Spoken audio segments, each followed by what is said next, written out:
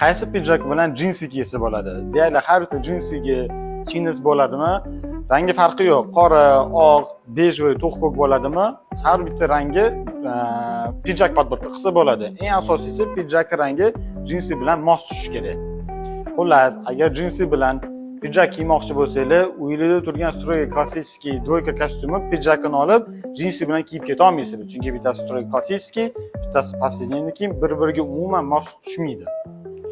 Jinsilarning o'zi bilan kiyiladigan alohida pidjak o'zi bo'ladi va uning nomi blazer. Bir xil klubni pidjak ham deyshadi. O'zi blazer ko'proq svobodniyroq va повседневныйga kiyishga mo'ljallangan pidjak bo'ladi.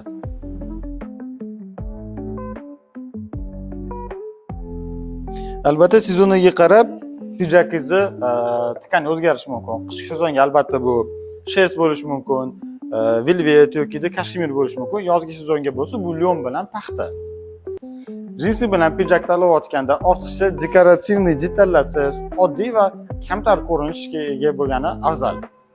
Jinsi ustiga tanlagan pidjakingiz однотонный, yo'l-yo'l, kate yoki mana ustundagi pidjak uzuridagi bo'lishi mumkin. Bu uzur yo'lочка deyiladi.